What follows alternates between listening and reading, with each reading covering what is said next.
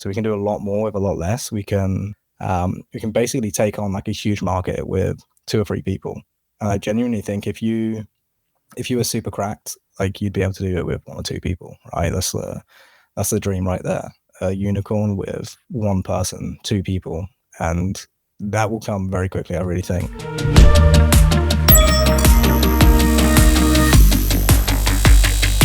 Yeah, and language models are contributing to that. They're empowering very small teams to deliver even more impact nowadays.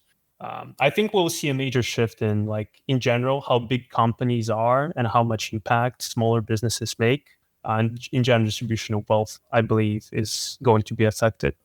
Yeah, a big reason that I decided to start my own thing last year was because I genuinely believe in a year or 2 there will be we'll get to a turning point where the government hasn't quite figured out how to do like UBI or anything like that, and I think they probably won't until the very last minute where there's a huge massive like job losses. Maybe not in tech, but everywhere else. And I genuinely think right now everyone has to build and make money before the impending doomsday. Is going to be a huge class divide, and it will be probably pretty horrible for a lot of people, I think, in the next couple of years. And I don't think there's a safe way out of that with AI.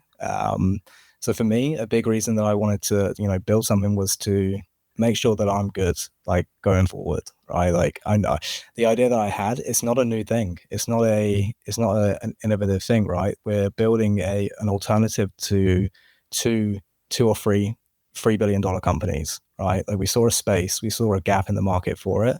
There's no real open source competitors to them, and there's no low barrier to entry companies in the space.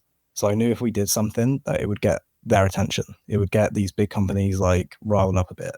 We've already had messages from these companies saying, hey, like before we've even launched, by the way, we haven't launched yet.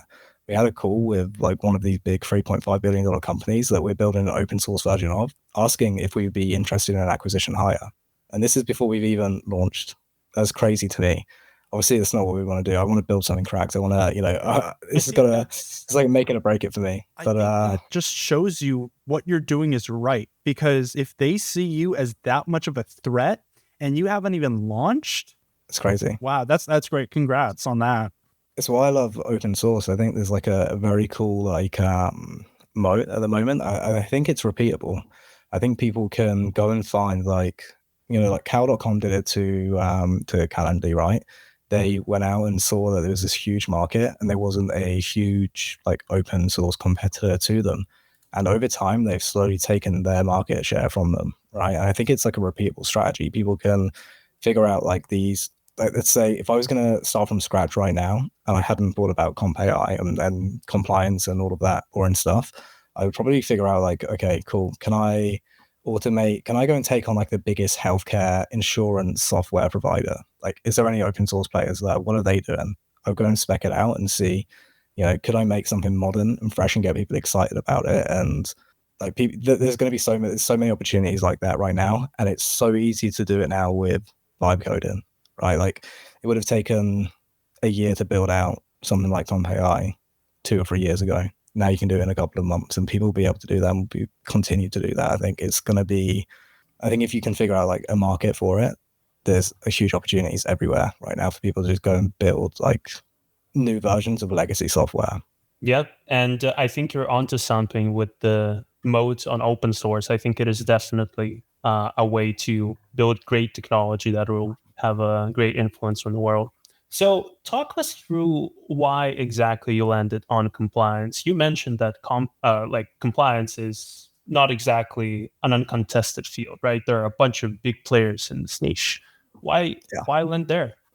So pretty much every startup I've worked for has had to go through this process. So you get to a certain point where B2B, I need to be clear. I've always worked for companies that have sold to other businesses. I've never done B2C. It's not for me. I like the big deal size. I love like going and hunting down contracts and actually doing like a 25K, 50K deal on something.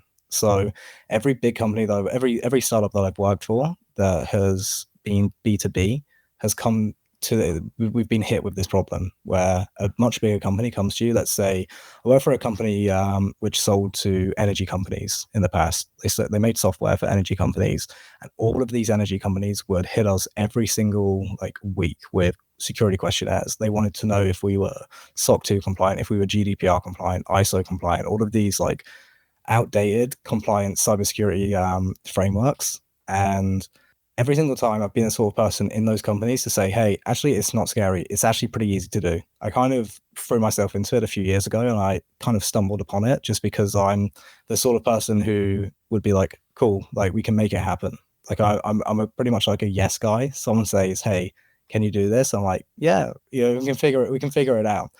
So this company that sold to these big energy companies, I was in a call with the CTO, and he was like, how hard can it be? And I was like, it's probably fine. It can't be that difficult.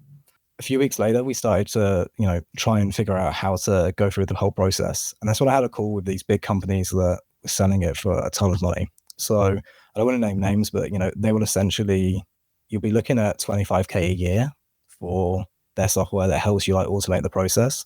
And you'll be going to be locked into a 3-year contract pretty much. They don't do 1-year deals. It's 3-year deals and 25 to 50K, depending on what kind of frameworks you want to be involved in.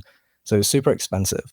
But the contract that we had, the reason that we needed to get it was because we were selling software for $5 million to one big company. So it was well worth it to go and spend $50,000 to get compliant with SOC 2, with ISO and GDPR, right? So we ended up buying it. And I've come across this a few times. And every single time we've ended up just spending the money because you get a huge return on it. You wouldn't do it before, you wouldn't spend 25 or 30K on some software before you had a deal in hand from someone that's saying you need to go and get it. And then we've got a deal, we will sign the contracts. So that's kind of when I came across it. And I've been through it a few times, and I always thought there was space for a good open source competitor in that, just because there's nothing really out there right now. Anyway, there's not there's one other open source competitor that I saw, but it's super hard to deploy it, and it's not it's not really modern either. It's like a Go server that you have to deploy with Docker and all of that stuff. And I'm just a lot of people just aren't going to bother self-hosting there. It's super complicated. So I wanted to make a modern version of it. Next.js, Tailwind, ShadCN, all of the good stuff that's easy to deploy, easy to build with. But you would say you're more focused on not really the aesthetic, but the primary business functionality beneath it, right? You're just trying to, not the easiest tools, but you're using the tools that have been refined and iterated enough so that way, because UI is UI. As long as it works and it's pretty snappy, that's all your major issue is. And you just got to make sure that your customers that are paying these, 25, 50K contracts can access their data. Yeah. So, with CompAI, there's this big difference, right? So if you went to one of our competitors, you'd be looking at 25K for a year. Let's say that's the minimum that you're going to be able to get it for with any of the other big companies in the space. I've always thought as well, so these companies, they only have around 10,000 customers each, and they're worth $3.5 billion. They're doing, $250 to $350 million ARR with 10,000 customers a year. With CompAI, I want to lower the barrier of entry. So I want to make it so essentially, instead of us having 10,000 customers that we help, I want to help 100,000, right? So our prices will be a lot lower than the competitors, and we'll be open source, so people can self-host it if they want to. But I think there's actually a way of flipping the monetization to third parties. So with compliance stuff, you have to get an audit. So I think instead of, a company, let's say if you made a new company today, you go and make a Google Workspace account, right? And then you go and sign up to Vercel, and you might go and sign up to Resend, so you can send some emails. I want CompAI to be a part of the technical stack without you having to spend 25K on it upfront. So you can just go on CompAI, you can sign up straight away. You don't even have to put your credit card in. We'll probably give it away for free to startups for the first year or something like that. With our competitors, you have to, first of all, do a demo call, sales call, and then you have to sign a 25K a year annual contract. So with us, it's not like that. We're going to basically make it so anyone can just sign up and get started with the compliance process early on. I've always thought in the last year or so, we can now ship software very, very quickly. We can We can make new things very quickly, but you can't sell those same things easily, right? There's no way of, let's say if you made a piece of software today that was really useful for a bank, how hard is it going to be to sell to that bank when they say to you, hey, you need to go and get a SOC 2 and GDPR and all of these things, right? We have to fix that.